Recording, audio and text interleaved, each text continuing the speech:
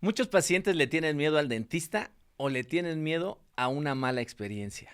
Hola, soy Héctor González Ortega, soy endodoncista militar y este es mi podcast. Junto con especialistas invitados vamos a tratar temas que realmente impactan nuestra vida diaria. Hoy tenemos una gran invitada, vamos a hablar de miedo al dentista y atención infantil. Hola doctora, ¿cómo estás? Bienvenida. Hola, hola, Doc. Muchas gracias. Primero que nada, muchísimas gracias por la invitación. Creo que es súper importante, pues, tener este tipo de espacios en donde podemos literalmente tocar temas que son muy importantes, pero que casi nadie se atreve, pues, a hablarlos, ¿no? Entonces, pues, muchas gracias. Y me voy a presentar súper rápido. Yo soy la doctora Bay, cirujano dentista, especialista en odontopediatría. En realidad, mi enfoque es muy preventivo. Me gusta mucho poder guiar a las familias para esta parte preventiva y justamente que los pequeños no tengan, pues, malas experiencias, ¿no? Yo he tomado diferentes diplomados y justamente me enfoqué mucho en la parte psicológica.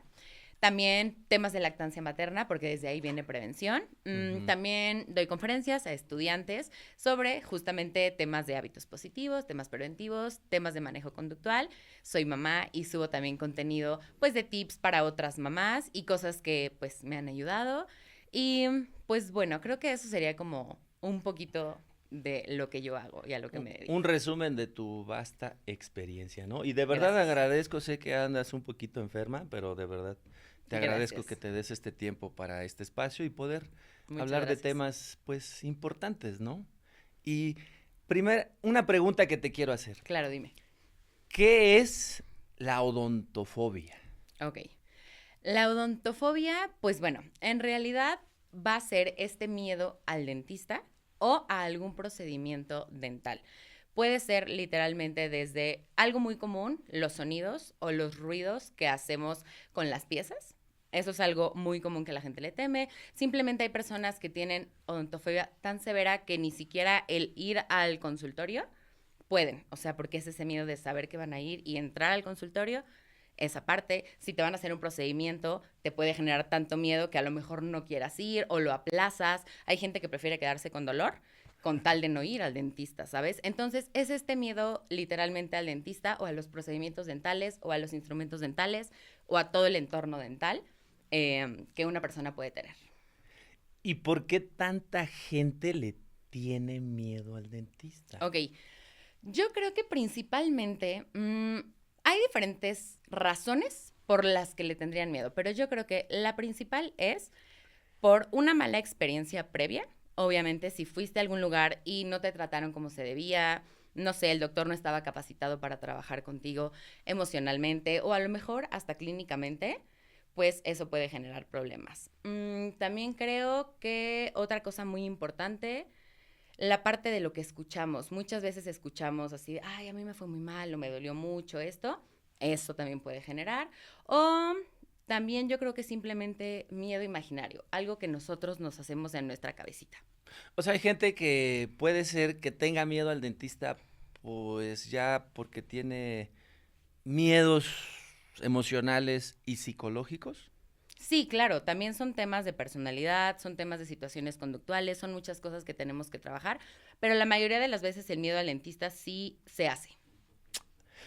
Ujú. O sea, el miedo al dentista puede nacer desde la infancia. Sí, sí, sí pueden nacer desde la infancia. ¿Por qué? Literalmente pueden nacer desde la infancia porque si tú no llevas al paciente con un médico capacitado, si tú no llevas al paciente con alguien que sepa trabajar sus emociones, si tú no llevas al paciente con alguien que lo sabe cuidar, pues obviamente el paciente no va a tener un buen trato y no va a estar recibiendo la atención que merece. Y de esa manera se puede empezar a generar un trauma. Desde ahí empiezan las cosas. Es que eso justamente es lo que yo les comento. La prevención, Ujú. ¿cierto? Es diferente llevar a un hijo cuando no tiene dolor Sí, y es muy diferente llevar a un hijo cuando ya tiene claro, dolor, ¿cierto? totalmente. ¿Qué diferencia hay de tratar a un hijo con dolor o sin dolor?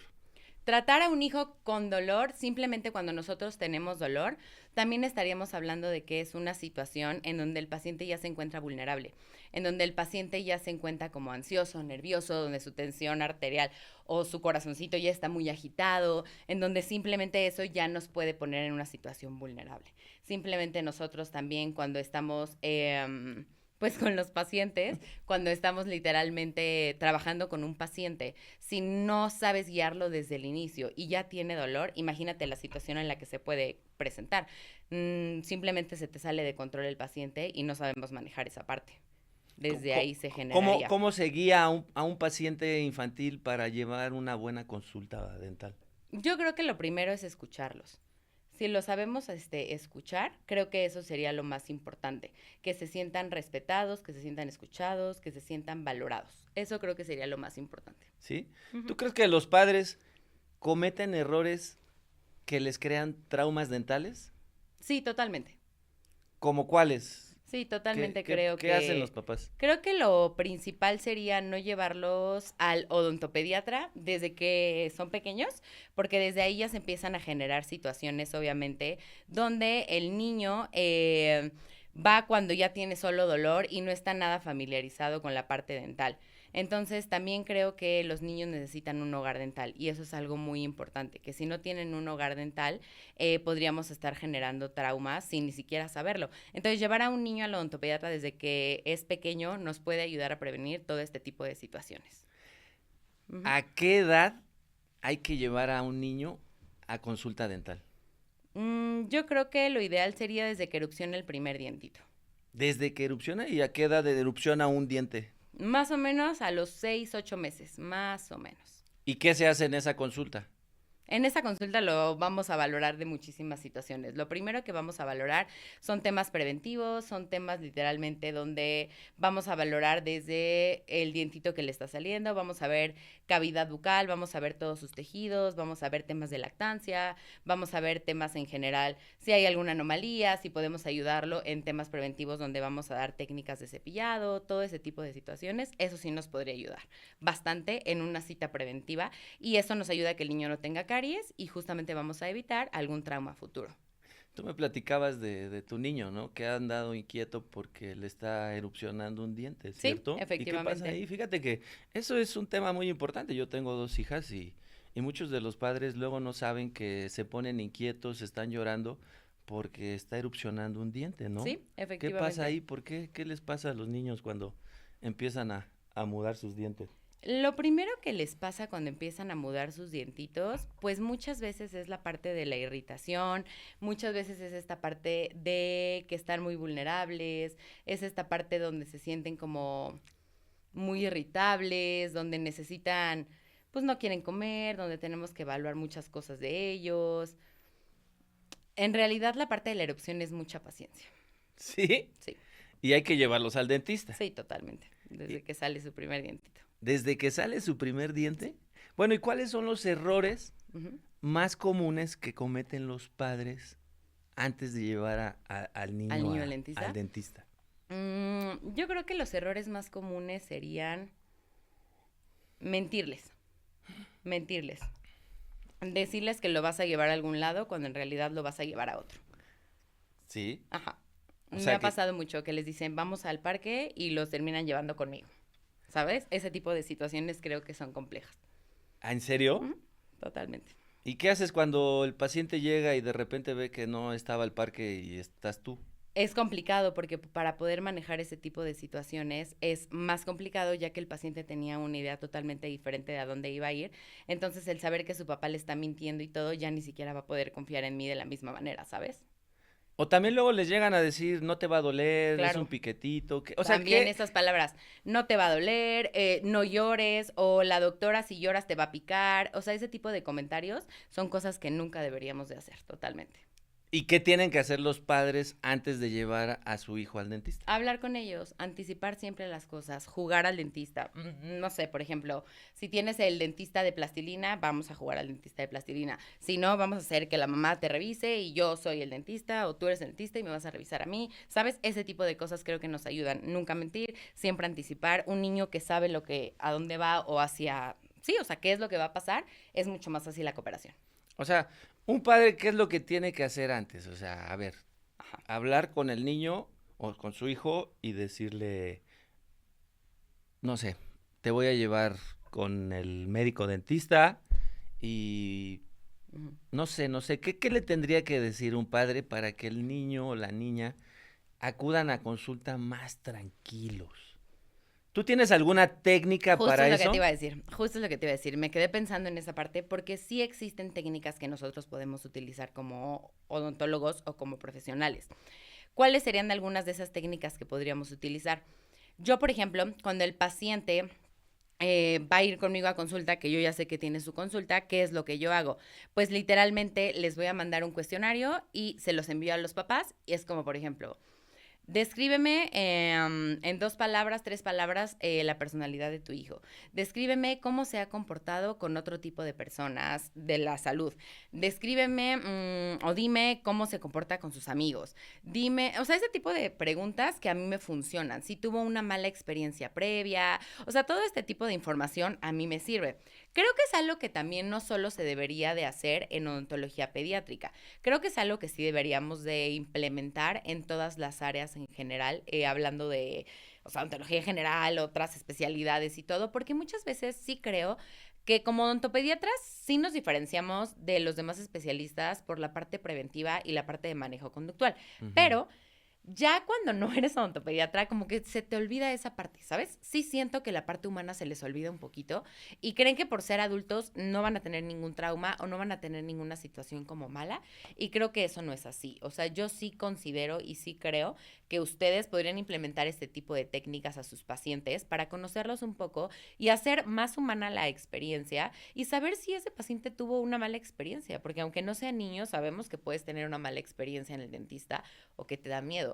Al final, pues tienes, cuando vas al dentista te ves vulnerable, cuando abres la boca te acuestan las luces, ese tipo de cosas están invadiendo, quieras o no, como intimidad tuya, ¿no? Es una parte muy privada, quieras o no, la boca. Entonces creo que este tipo de técnicas sí pueden ayudar un poco a cambiar el enfoque y que la gente deje de tenernos ese miedo, porque sí creo que nos catalogan como pues, los malos siempre y que ir al dentista es malo, ¿sabes? Y no debería de ser así. Es que mira, a ver, cuando estamos, bueno, por eso fue una de las causas por las que te invité, porque la odontopediatría, yo siento que los traumas dentales se generan en la infancia, precisamente por eso, por una mala atención, Ujú, ujú. por una mala comunicación Sí, claro, entre los padres y los hijos, ¿cierto? Y muchas de las veces porque no llegan al lugar adecuado. claro, Entonces, llevar a sus hijos a buena edad, sin dolor, les aseguro que les va a ayudar muchísimo, totalmente. sobre todo para la salud de sus hijos. Y porque en estos tiempos, pues yo me he fijado en la consulta, pues los padres son muy aprensivos, Sí, ¿no? totalmente, Entonces ellos buscan una atención, totalmente. pues excelente y sobre todo que no le genere traumas a sus hijos, ¿cierto? Sí, Entonces tú, en base con ese cuestionario, sí. ¿cómo detectas que un niño ya tiene traumas dentales? Ok. Es fácil. Mira, también es importante, o bueno, primero, lo del cuestionario. Cuando ellos te empiezan a contestar, si es un niño que a lo mejor no socializa mucho, si es un niño que con cualquier otro médico no tiene un buen comportamiento, si es un niño que, no sé, o sea, no se desarrolla bien en la parte social y todo, lo más seguro es que va a ser un niño que va a ser un poco complicado tratarlo. Y desde ahí ya me empiezo a hacer pues ideas de a lo mejor qué tipo de técnicas de manejo conductual son las que yo puedo empezar a utilizar para modificar la conducta de ese paciente.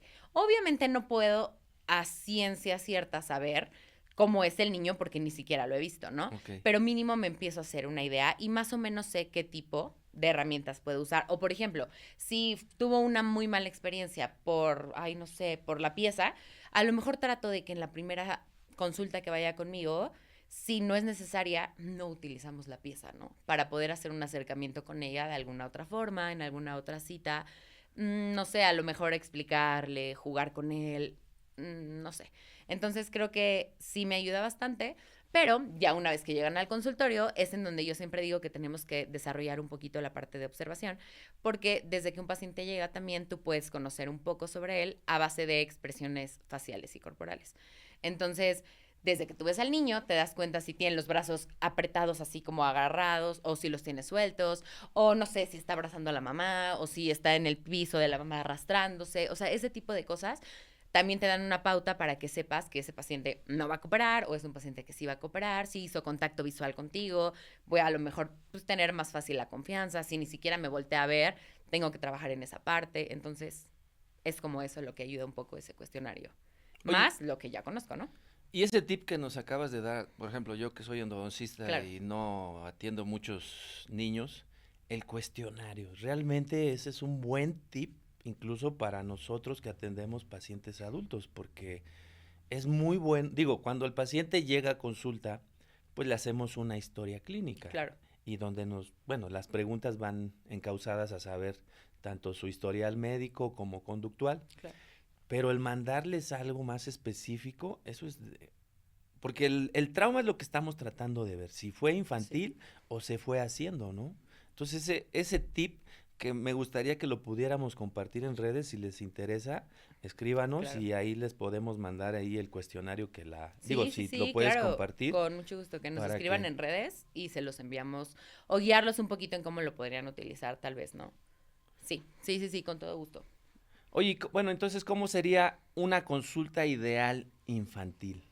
Ok, bueno, lo primero, la consulta ideal tiene que ser, como te digo, la parte desde que son bebecitos, porque lo ideal es que encuentren un hogar dental. O sea, el hogar dental es este lugar donde ellos, desde muy pequeños, ya están muy familiarizados con lo que es el consultorio, la gente, el ambiente y todo. Y eso hace que conforme van creciendo, pues obviamente ya no tienen miedo. O sea, porque ya te conocen, ya te ubican, ya conocen todo. Lo ideal sería que todos los niños tuvieran un hogar dental, pero eso no pasa. O sea, en realidad no pasa. Es los papás los llevan cuando ya tienen dolor, efectivamente, o se esperan, de verdad me pasa mucho que luego a los 7, 8 años llegan y es la primera consulta dental en su vida. O sea, Y ya llevan 7, 8 años. 7, 8 años del niño. O sea, imagínate. ¿Cómo crees que nunca lo has llevado al dentista si ya tiene 8 años? O sea, mínimo una revisada. Si no quieres con el odontopediatra, con tu dentista, ¿me entiendes? Pero este tipo de cosas, tristemente no existe cultura ni la información necesaria para la prevención. Entonces, bueno, lo ideal sería eso porque ahí nos evitaríamos, mira, todos los traumas que les puedes dar a los niños. Eso sería lo ideal. Pero como no va a ser así, entonces lo ideal va a ser justamente anticiparlos. Fuera del cuestionario, si lo hacemos o no, sería importante que el niño empiece a entender a dónde va a ir. Como te dije, mamá, papá o cuidador o quien sea que lo lleve, vamos a ir a dentista, platicarle del dentista, vamos a ir a un lugar donde te van a cuidar tus dientes, donde la doctora sabe tratar niños, donde ve más niños, donde hay, no sé, o sea, cosas que le puedan como al niño generar confianza a dónde lo estamos llevando. Y siempre aclarar que lo estás llevando por su bien y que mamá, papá no te van a llevar a un lugar donde vas a hacer daño, ¿no? Fuera de eso, cuando llega contigo, creo que es muy importante siempre escucharlos. Yo creo que más que irte a la boca, yo siempre digo que no estamos tratando dientes, estamos tratando personas. Entonces, hablarles. O sea, hay veces que ni siquiera nosotros preguntamos al paciente, ¿cómo estás? O ¿cómo te fue hoy? Pásele y lo subes, ¿no? Muchas veces los niños, cuando preguntas ese tipo de cosas, se abren de una manera impresionante. O sea, no sé, hasta me ha tocado situaciones literalmente que me cuentan que les hicieron bullying, otras cosas así, que ya al tenerte esa confianza y al decirte eso, también puedes entender por qué a lo mejor el niño no cooperó en esa cita. Porque ese día la pasó muy mal, porque ese día justo lo molestaron, porque a lo mejor reprobó un examen, ay, no sé, porque se peleó con su mamá, se murió su perro, o sea, pueden ser tantas cosas que no nos ponemos a pensar que a lo mejor el niño no es berrinchudo ni malcriado. Simplemente está pasando por algo emocional que no sabe cómo gestionarlo. Y todavía llévalo al dentista y hazle una, ay, lo que sea, una resina, anestesia, lo que tú quieras, pues nadie tiene ganas de eso, ¿me entiendes? Entonces, cuando tú hablas con los pacientes y escuchas sus necesidades, a lo mejor si no es algo urgente, podemos modificar los planes de tratamiento. Ok, a lo mejor hoy íbamos a hacer un sellador, pero viene muy mal, no viene cooperando, él no es así, ya me platicó lo que pasa, pues a lo mejor hoy solo hacemos una terapia de barniz de flúor. O a lo mejor hay veces que ni hacemos nada. y solo 15 minutos y jugamos para que el niño pierda el miedo a algo. O sea, hay tantas formas de trabajar con los niños que por eso yo no puedo darte una como base así de aquí está, toma el papel y sigue las reglas, porque también dependen los temperamentos, muchas situaciones que tenemos que evaluar con los niños. Es algo complejo. Pero lo ideal, escuchar a los niños y ver qué necesidades tienen antes de solo nosotros ver cuántas restauraciones le vamos a poner. Desde ahí cambia todo. Oye, dijiste algo muy importante. Técnicas conductuales. Ujú. ¿Cuáles son las técnicas conductuales? Ok, tenemos muchas. Las técnicas conductuales justamente nos van a ayudar. ¿A qué nos ayudan? A tratar de modificar la conducta del niño para lograr cooperación y la realización exitosa del tratamiento. No significa que con las técnicas, wow, ya mágicamente el niño va a cambiar la actitud y va a ser el niño soñado que va a hacer caso y se va a sentar. Obvio no es así, sería maravilloso, pero no todas funcionan así. Técnicas básicas, técnicas avanzadas, vamos a dejarlo así. Técnicas básicas que van desde técnicas comunicativas como decir, mostrar, hacer, que es de las más utilizadas y súper sencilla, ¿no? Le dices al niño, ah, mira, este es un espejo, vamos a jugar con el espejo y después te lo hago en tu boca. Entonces, ese tipo de técnicas comunicativas, ¿no? O platicar, no sé, ese tipo de técnicas. De manejo conductual, justamente serían técnicas muy sencillas desde cosas como la respiración. A mí me funcionan muchísimo técnicas de respiración, diafragmáticas, o para niños más chiquitos que, ay, vamos a fingir que eres una rana, metes el aire, inflas la pancita, o sea, así, te lo juro, ese tipo de cosas funcionan maravilloso. Son técnicas conductuales, ¿no? Técnicas, obviamente, que ya van con la parte de que tenemos que empezar a valorar, si alzar un poquito la voz, si tenemos que utilizar a lo mejor musicoterapia, aromaterapia, algún otro, si va con un hermanito, que el hermanito no tenga miedo, pues a lo mejor que el hermanito se suba primero y por imitación y todo, el otro que no quiere lo va a hacer, o sea, son millones de técnicas. O entramos a las avanzadas, que es cuando justamente todas estas técnicas básicas no nos están funcionando por temperamento, por alguna condición, discapacidad, lo que tú quieras, podríamos utilizar las avanzadas, que es cuando ya entra esta parte que muchos papás se nos alarman, ¿no? Restricciones físicas, estabilizaciones protectoras, hoy conocidas así, o ya temas de sedaciones o anestesias. Pero existen, antes de estas, millones, mucho más, pues, básicas, si queremos verlas, o sencillas de utilizar en tu consultorio, que podríamos probar antes de irnos directo, a lo mejor a, ay, ¿sabes qué? Está llorando mucho, vamos a dormirlo, ¿me entiendes? Porque luego eso pasa.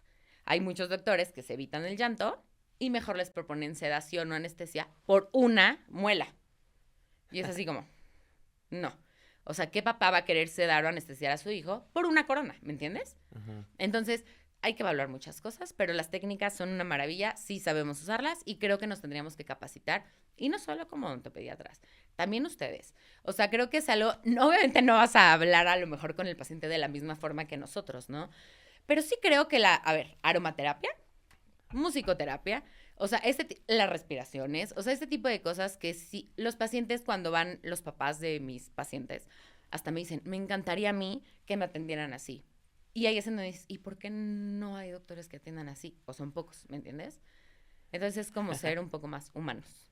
Es que eso que tú estás diciendo es muy interesante, ¿no? O sea, luego los dentistas y los médicos nos volvemos insensibles al trato porque pues Ujú. hay que sentarnos en el sillón dental y todo eso que tú estás diciendo, porque mencionaste algo muy importante que yo quiero enfatizar, no hacemos nada. Aquí es algo muy importante que tenemos que decir, porque el papá y el paciente, pues cuando van a consulta, pues quieren atención, atención, o sea, que los toques y les hagas algo, pero Ujú. no, hay que empatizar con el paciente. Y en este caso, si son niños, eso que dice la doctora es todo un arte, porque tienes, si con los pacientes adultos no luego llegamos a tener una comunicación tan efectiva, imagínense con un niño. Ujú. O sea, realmente una mala atención dental puede provocar un trauma severo para toda la vida, ¿eh? Totalmente. Sí, es que totalmente es eso. O sea, desde niños podemos generar ese tipo de traumas para toda la vida. Entonces sí es importante como dar ese enfoque. Y lo que te decía, tratar de cambiar esa parte de que no nos vean como los malos siempre. O sea, que sí puedes generar una experiencia positiva. también hay que ser realistas en una cosa. No hay que romantizar siempre tampoco, ¿no? O sea, porque como odontopediatras también luego eso creen. Y eso pasa mucho. Llegan los papás y es como, ok, mi hijo nunca lo he llevado al dentista, trae el niño 8 lesiones de caries, trátelo, hoy le quita todas, que no llore, que no le duela. Entonces también ahí es en donde uno dice, a ver, no. Hay situaciones, sí conocemos técnicas de manejo, sí conocemos muchas cosas para hacer experiencias positivas, pero no podemos hacer milagros, ¿sabes? O sea, hay situaciones que sabemos que va a doler o va a molestar, pero esa no es mi culpa. O sea, yo literalmente estoy tratando de ayudar o disminuir lo más que se puede ese tipo de molestias, pero obviamente que una anestesia, claro que hay técnicas adecuadas, como poner, como lo que estuvimos platicando en algún momento, ¿no? Desde como anestesias, desde todo ese tipo de situaciones, pero fuera de esa parte, hay cosas que son molestas y dolorosas, pero ahí es en donde justo uno tiene que tratar de desde antes platicar con el paciente y nunca mentir. Sí, yo siempre hablo con mis pacientes. Sí, mi amor, sí va a ser un poco molesto. Sí, sí va a doler. A lo mejor esto, porque hay cosas que sabes que van a doler. O sea, no podemos no mentirles. Pero es por tu bien. Hay veces que tenemos que hacer cosas que no nos gustan en la vida en general. Enfrentarte a tus miedos, darte cuenta que puedes más que esos miedos. Y eso a veces, cuando ya lo logran hacer y terminamos la consulta, el niño se da cuenta que pudo más que su miedo, ¿sabes? Y eso no sabes cómo le ayuda para otras cosas en su vida. Porque también es eso, cuando estás con un paciente, muchas de las cosas que haces o dices le impactan para su vida en general. Y más trabajando con niños. Entonces, como que es algo así enorme que tenemos que evaluar porque los niños, si te tienen confianza, puedes saber cosas como lo que te decía, cosas que ni los papás saben, porque te tienen más confianza a ti que a los propios papás. Pero ganarte la confianza de un paciente es complicado, es muy complicado. Entonces, por eso todas estas técnicas y todas estas cosas y esta odontología humanizada nos ayuda a eso. No, y hay que llevarla a la práctica también para los adultos. O sea, qué Exacto. bueno que tú lo estás diciendo, lo voy a implementar Claro. para que tengan no solamente el tratamiento, sino toda la experiencia, pues sea agradable, porque sí, ir al dentista es traumante, nuestros instrumentos son un poquito, dan miedo, Ujú. pues. Y fíjate, te voy a decir algo. Yo creo que en la odontología infantil pasa algo, que no le dan la debida importancia a los dientes de leche o dientes deciduos. ¿Qué tan importantes son los dientes de leche? Sí, es que Comúnmente eso, llamados. sí, no, de verdad que eso es algo que nos pasa súper seguido. Porque justo nos dicen, ¿no? Y me llegan mucha consulta con el, doctora, quíteselo, de todos modos se le va a caer. Ay, no, pues así lo dejamos, al fin que es de leche, justamente. Los dientes de leche, los dientes temporales o deciduos, son súper importantes, o sea, al igual que los dientes permanentes. Y es algo que justamente en la parte preventiva, que me gusta mucho también trabajarla, si tú educas a un paciente desde esa base, todo cambia. Porque cuando tú le dices al papá, sí, sí se le va a caer ese diente, pero a lo mejor se le cae hasta los 12 años.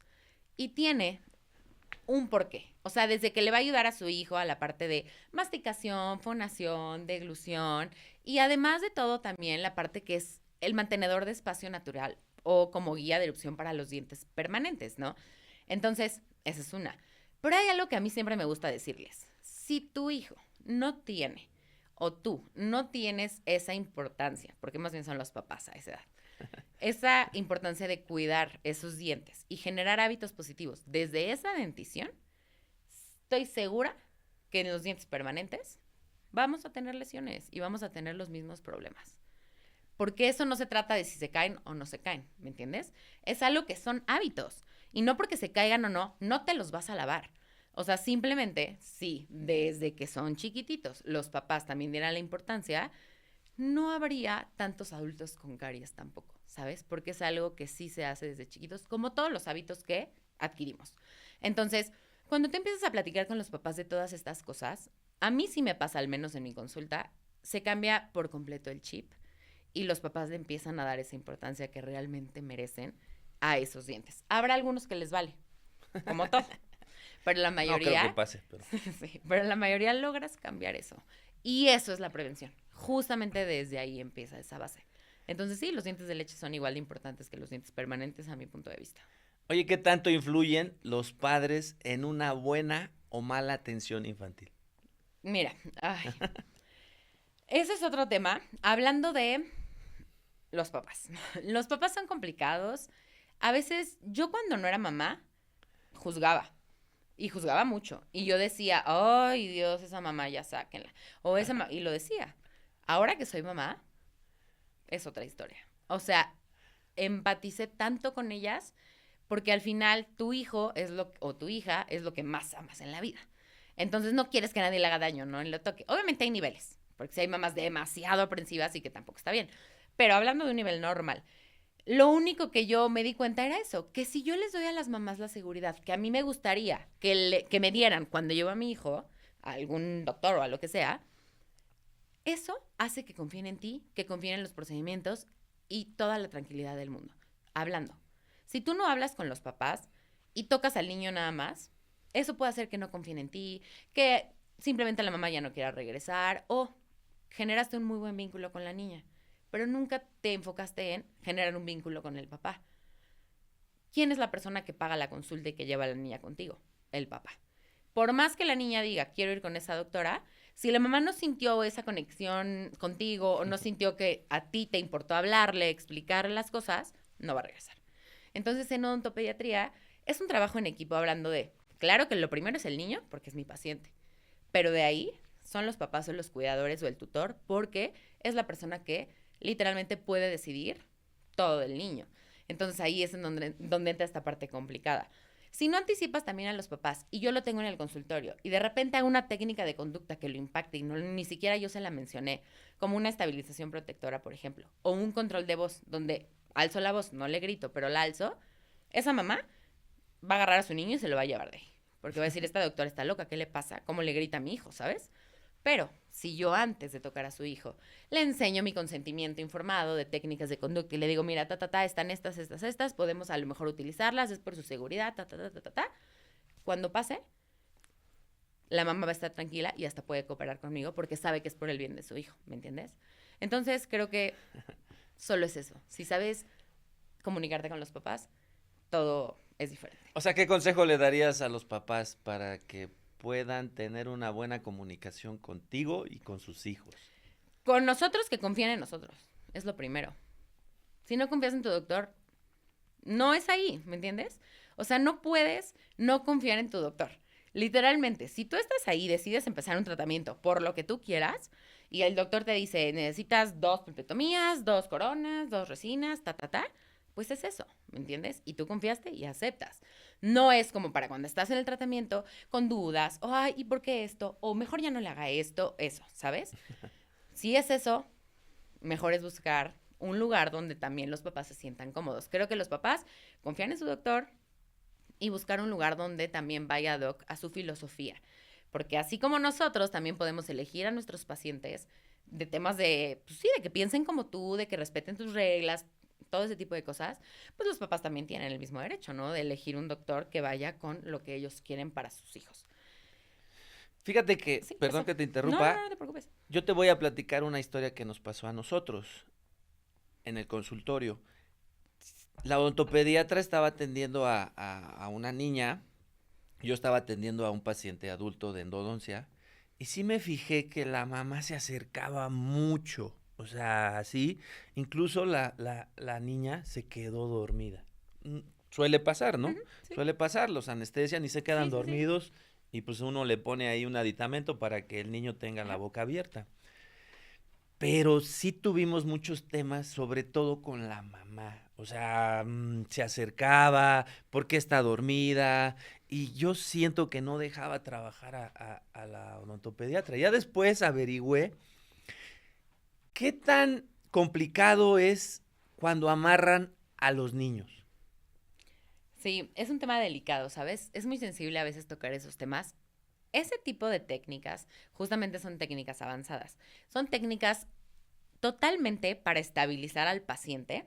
Son técnicas restrictivas de movimiento, donde justamente el único objetivo es pacientes casi siempre menores de 3 años, más Ujú. o menos, porque son los que todavía pues podemos envolver y todo por el tamaño, manipular un poco más, quieras o no, y los que menos cooperan, porque son los que a veces entienden un poquito menos ciertas cuestiones o controlar sus emociones todavía es un poco más complicado. Entonces, la estabilización protectora o restricción física se puede hacer con diferentes cosas. O sea, desde como las camitas que muchas mamás de seguro han visto con las redes o con los cinturones, o se puede hacer con una cobijita, como envolverlos, o las unidades que ya tienen también como los cinturones. Existen diferentes. Ese tipo de técnicas no es que sean malas. Exacto. ¿Has visto la Están película así. de El silencio de los inocentes? Sí. Donde lo llevan así al... ¿Sí lo has visto? Sí. Es que sí, o Sí, sea... están así. Pero es que es la única forma. Te lo juro que un niño de 2, 3 años, cuando está en el Disney y no quiere cooperar, tiene la fuerza impresionante. O sea, es una fuerza que no te imaginarías de dónde la sacan. Me han mordido casi al punto de romperme una vez un dedo, patean la unidad y han roto cosas, lastimado a las mamás, o sea, a un grado de que de verdad lastiman, sí te lastiman. Entonces, este tipo de técnicas, justamente, además de que para proteger al personal y a ti como médico, también es al niño. Imagínate la situación donde el paciente no está cooperando, no está estabilizado ni nada. Lo vas a anestesiar o tienes la fresa, vas a hacer la apertura de la cavidad, lo que tú quieras, y el niño se mueve en un berrinche así. Le rebanas el labio, la cara. O sea, imagínate el accidente que No. sería.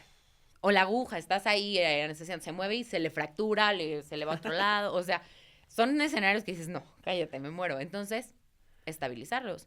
Obviamente la estabilización tiene pasos y no solo te amarro y ya, claro que no. Desde antes se habla con los papás y una vez que ya se estabilizó al niño hay que hablarle, hay que cantarle, mamá o papá tiene que estar ahí, estamos aquí, mi amor, lo estás haciendo bien, o sea, que se sienta contenido. La mayoría de las veces terminan durmiéndose o ese tipo de contención sí está comprobada que al sentirte como abrazado o así, llega un punto que como que emocionalmente, como es como si estuvieras abrazado o como un apapacho, pues, y sí te regula también.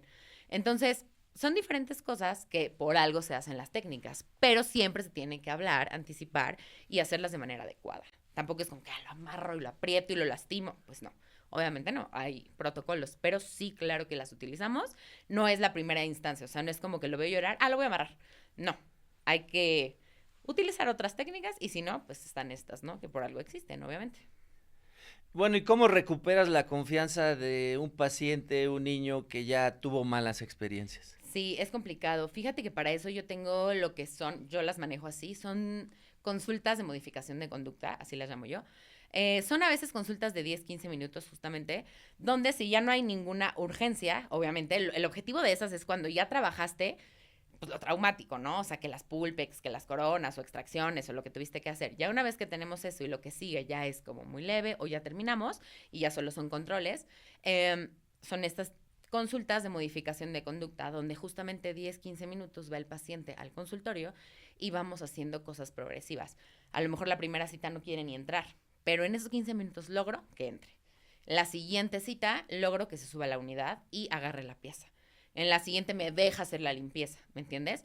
Paciencia, comunicación, trabajo en equipo, les dejo tareas en casa, se escucha ridículo, pero sí lo hago. O sea, literalmente les dejo que lean cuentos, les dejo canciones, les dejo juguetes, les dejo a veces técnicas de mandalas, les dejo técnicas de respiración, o sea, Es es todo, un todo mundo. un arte, Sí, claro, ¿cierto? es un arte. Oye, ¿y la anestesia general Ajá, para los niños? sí.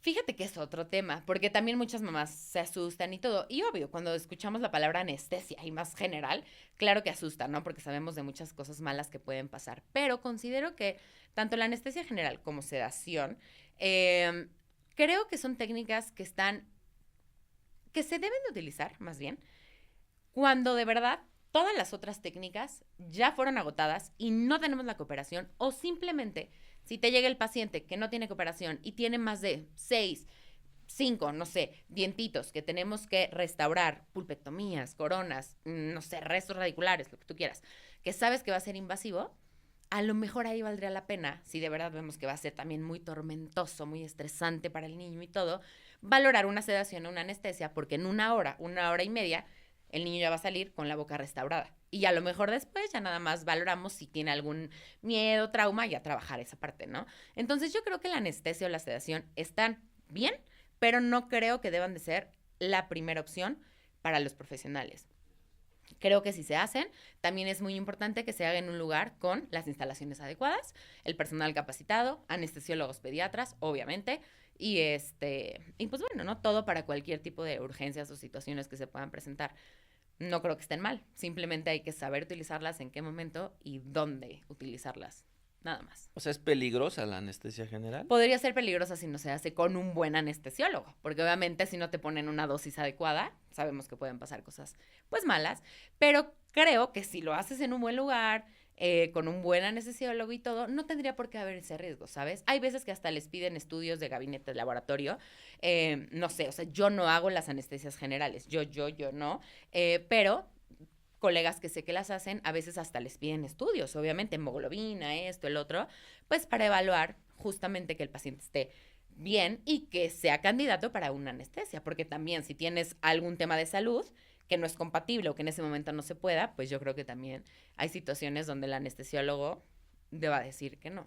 Entonces yo creo que mientras se haga bien con protocolos, estudios, personal capacitado, un buen lugar, bajo las condiciones adecuadas y todo, no tendría por qué haber problemas. Al final riesgos hay en cualquier cosa, ¿no? Sí. Es la realidad. O sea, en una anestesia general se le hace todo al niño, ¿no? Sí, eso es lo ideal. Sí, claro. Que se haga todo. Sí, porque si ya lo estás durmiendo, así, pues sí, durmiendo, pues lo ideal es todo, ¿sabes? Porque no lo vas a estar sometiendo cada mes o cada cuando a dormirlo para hacerle un diente. No, pues eso mejor lo hago en el consultorio con llanto, ¿sabes? La anestesia o la sedación, sí, el objetivo es todo. O sea, que valga la pena, literalmente. Y en una hora el niño cuando despierta, ya no tiene nada. Ya tiene sus coronas, ya tiene todo perfecto y ya.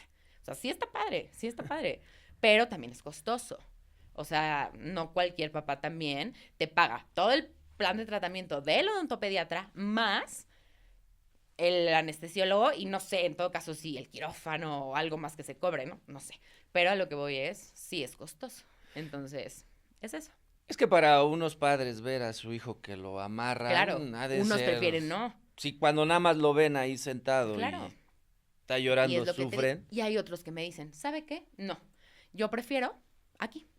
Primero, aunque llore y todo, vamos viendo, déjeme los juegos, las tareas, todo, vamos viendo. Y si no, ya después, pues trabajamos los traumas, así me lo dicen. Pero yo no lo voy a dormir o yo no lo voy a sedar.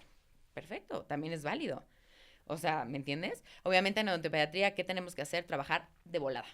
O sea, Así es. 4 manos, 6 manos, 8 manos, las que sean.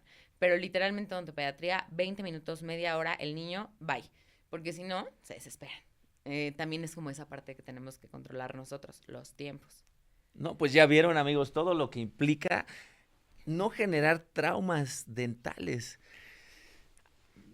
Danos un consejo de cómo pudiéramos evitar un trauma, una ansiedad, dolor para la consulta dental. Sí, pues bueno, creo que en realidad lo más importante, como lo digo, acudan al dentista desde que su bebé tiene así el primer dientito en boca o hasta desde que están embarazadas y tratar de ir con un odontopediatra que esté especializado en esa parte, no mentirles, siempre hablar, comunicar y también predicar con el ejemplo. Que los vean cepillarse los dientes, que van al dentista y esa parte también nos ayuda bastante. Creo que eso sería lo más importante. Oye, pues muchísimas gracias, doctora, te agradezco. Yo soy Héctor González Ortega y estamos en este podcast. Esperamos que nos sigan, nos escriban, mándenos sus dudas. Nos vemos el próximo episodio. El próximo episodio va a ser de diseño de sonrisa, de carillas. Todas esas dudas que tengan, escríbanoslas y con gusto Sí. las vamos a contestar. Y aquí nos vemos la próxima. Muchas gracias. Bye bye.